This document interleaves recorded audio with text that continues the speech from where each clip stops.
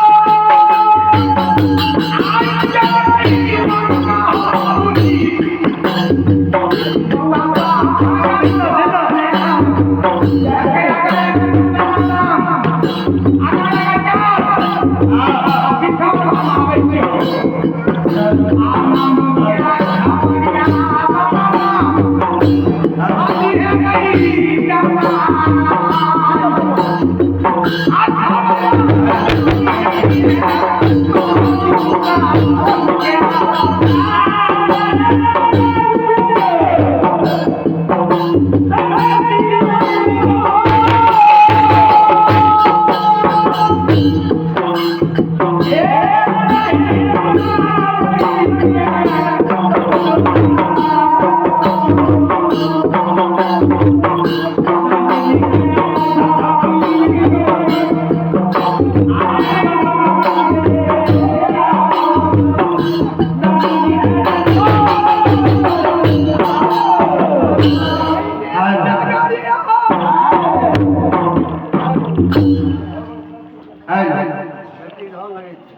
किरणबत्ती का खन बदल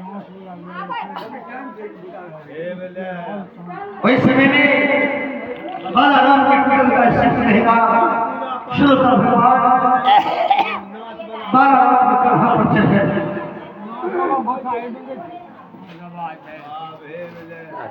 बालाराम टूटल काशी के महंगा सरकार ने वर जगह में उठा के आबादी हो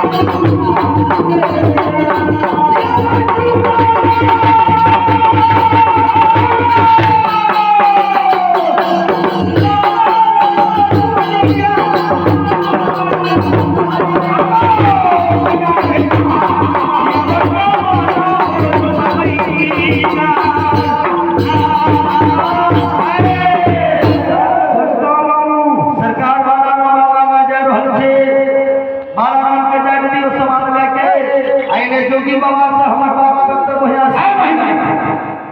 आशीर्वाद लेके बाबा ने हमारे ध्यान रख गेलखिन क्या आइने हमार बाबा डॉक्टर भैया सिर के पास में घूम रहा अबे हो खेला ठीक है हां अंगरी आ गया तो भैया प्यार में भाई जे मरवन में पीर के आ बाबूजी हो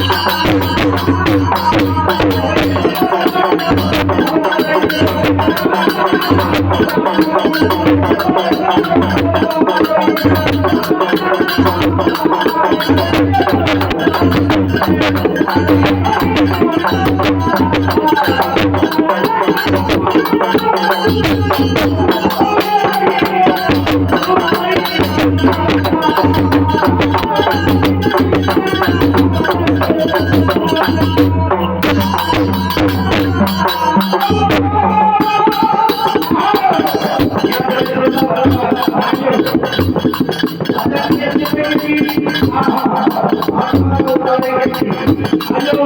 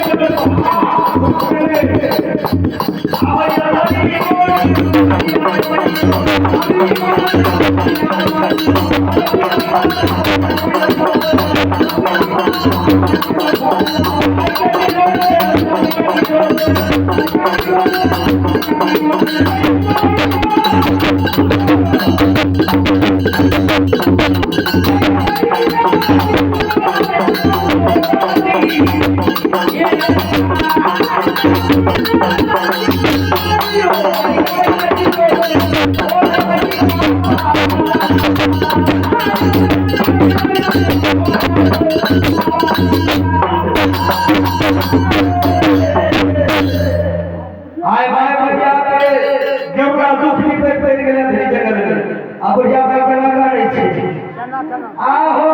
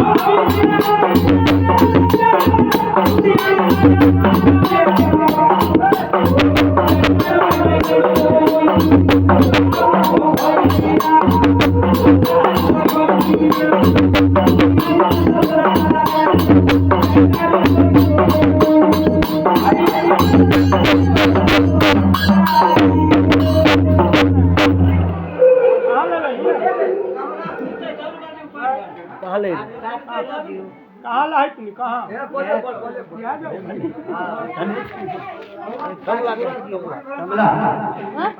कमला ला है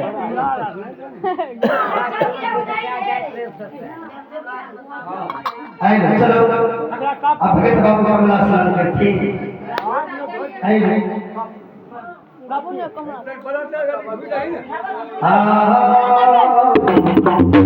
आगे कैसे बड़े भैया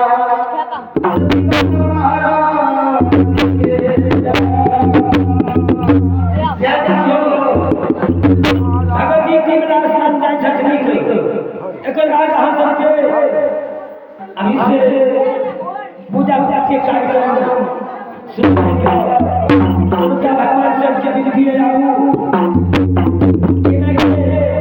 भगत बाबा भक्ति जी सब देवी देवता के नाम से भाव करते के आप पूजा में भाग बहुत बढ़ता है आए गोरे गोरे कमला मैया के आए गोरी सो भैया गोरे गोरे कमला के नाम से भैया आए रूसा नचन रही कमला ये रूसा नचन रही है भैया आती रहोता